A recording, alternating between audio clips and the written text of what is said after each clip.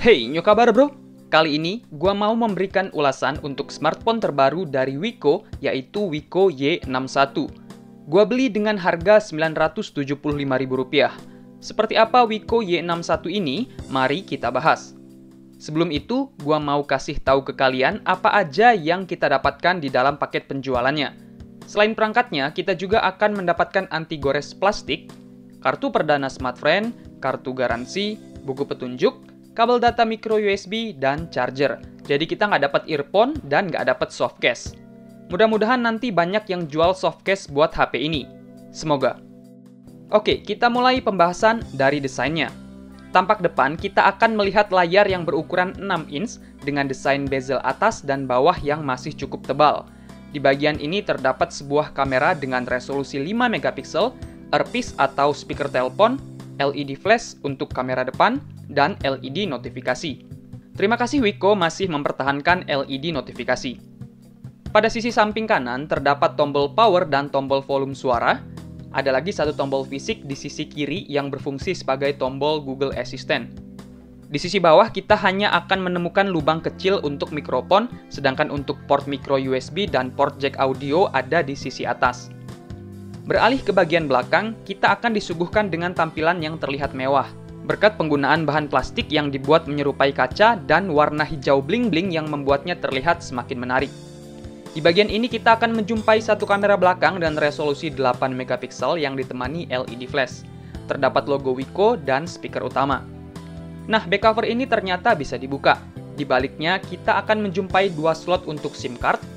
Slot SIM card 1 digunakan untuk SIM card berukuran micro SIM, sedangkan slot SIM card 2 untuk nano SIM. Ada pula slot untuk micro SD, dan ternyata baterai Wiko Y61 masih bisa dilepas pasang, jadi kalau diperlukan kalian bisa membeli baterai cadangan. Ke bagian layar, menggunakan teknologi IPS luas 6 inch dengan aspek rasio 18:9, sangat disayangkan layar Wiko Y61 memiliki resolusi yang rendah, yaitu 480x960 pixel. Dengan resolusi seperti itu, layarnya hanya bisa menyuguhkan kerapatan pixel 179 dpi aja. Selain itu, layar ini hanya mendukung multitouch sebanyak 2 sentuhan. Dan kabar buruknya, layar ini kurang responsif kalau diajak bermain game. Menuju ke sistem operasi dan performa, Wiko Y61 sudah menggunakan Android 10 Go Edition dengan antarmuka yang minim kostumisasi dan terlihat bersih. Hanya ada sekitar 2 bloatware dan itu pun bisa dihapus. UI-nya cukup responsif dan ringan. Membawa SoC MediaTek Helio A20 yang punya performa cukup baik, sama seperti yang digunakan Infinix Smart 5. Selain itu, SoC ini dibangun menggunakan proses produksi 12 nanometer yang lebih hemat baterai. Walau hanya membawa RAM 2GB, tapi berkat sistem operasi Go Edition yang ringan, HP ini bisa menjalankan berbagai aplikasi harian dengan baik. Untuk bermain game, secara hardware, HP ini mampu untuk menjalankan game seperti Mobile Legends juga Free Fire. Tapi karena layar sentuhnya yang kurang responsif, gua tidak merekomendasikan HP ini untuk bermain game. Yang ada malah frustasi dibuatnya. Punya kapasitas memori internal sebesar 32GB, cukup untuk menginstal berbagai aplikasi harian, menyimpan hasil jepretan foto, dan perekaman video. Kalian juga masih bisa menambahkan micro SD. Oh iya, ada catatan untuk Wiko. Entah sengaja atau tidak sengaja pada judul produk jualan di Lazada, tertulis kalau Wiko Y61 menggunakan MediaTek Helio A22. Kemudian pada detail produk juga tertulis MediaTek Helio A22 quad-core 1,8 GHz. Padahal Helio A22 seharusnya 2 GHz.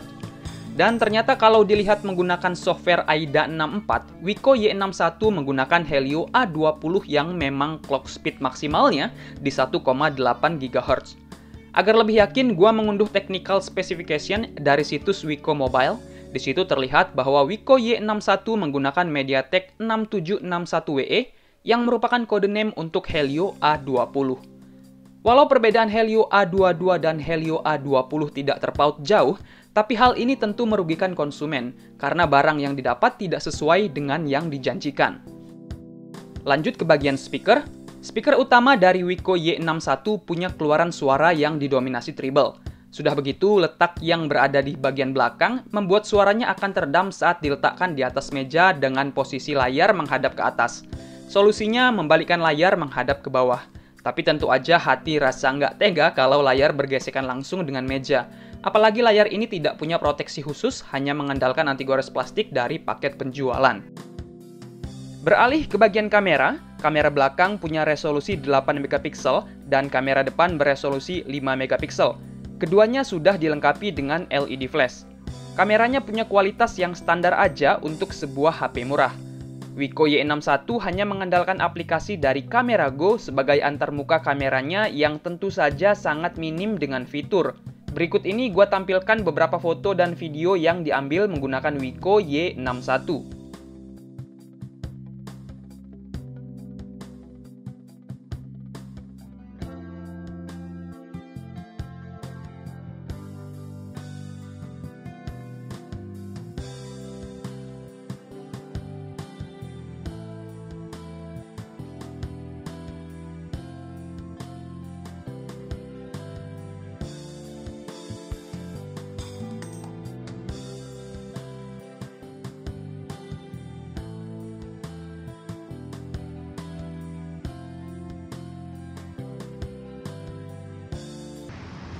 Hey, nyo kabar bro? Ini adalah contoh perekaman video kamera belakang dari Wiko Y61. Gimana menurut kalian? Dan apakah perekaman suaranya terdengar jelas? Ini kayaknya fokusnya kemana-mana ya. Ya, goyang-goyang fokusnya.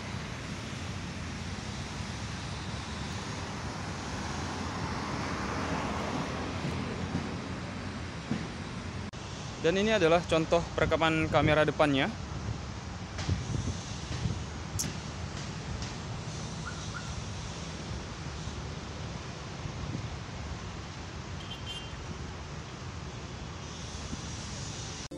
Ke bagian baterai, bermodalkan baterai dengan kapasitas 3000 mAh tentu terasa pas-pasan. Ya cukuplah untuk satu hari buat mereka yang pakai smartphone seperlunya aja. Tapi di kondisi saat ini yang kebanyakan bekerja dan belajar dari rumah, tentu penggunaan smartphone akan lebih sering. Jadi mungkin hanya bisa bertahan sampai sore. Untuk pengisian baterainya, gue punya kritik lagi untuk Wiko.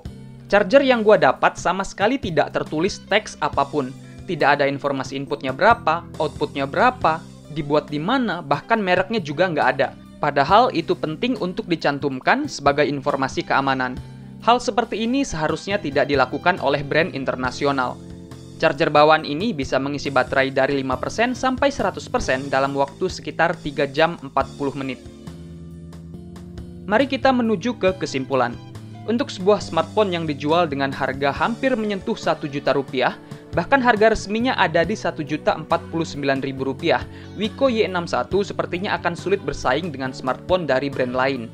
Secara performa memang cukup baik, tapi yang paling mengecewakan adalah resolusi layar yang rendah dan sensitivitas layar yang buruk. Selain itu, HP ini tidak dilengkapi dengan sensor pemindai sidik jari. Gua sendiri agak bingung memposisikan Wiko Y61 ini. Mau bersaing dengan brand lain seperti Samsung, Infinix, atau Xiaomi, tapi kenapa masih pakai layar beresolusi rendah? Kalau mau bersaing dengan brand lokal, kenapa tidak memperbesar RAM, memperbanyak jumlah kamera, memasang sensor pemindai sidik jari yang biasanya jadi andalan brand lokal dalam menarik minat calon pembeli? Pada akhirnya, tidak ada poin spesial yang menjadi daya tarik dari Wiko Y61 ini. Kalau gua sih cukup untuk jadi smartphone kedua aja untuk komunikasi lewat WhatsApp dan install beberapa aplikasi media sosial. Buat kalian yang mau menggantikan HP fitur orang tua kalian dengan smartphone ini juga masih oke. Ya, itu kan menurut penilaian gua yang sudah pakai Wiko Y61. Kalau kalian punya pendapat sendiri, silahkan tuliskan pendapat kalian di kolom komentar. Oke deh, itu dia ulasan gua untuk Wiko Y61. Jangan lupa klik like jika kalian suka, share jika bermanfaat, tinggalkan komentar, buat yang belum subscribe silahkan klik tombol subscribe dan aktifkan loncengnya, biar nggak ketinggalan video-video terbaru, unik, dan bermanfaat lainnya. Dengan gua Al, terima kasih dan sampai jumpa di video selanjutnya.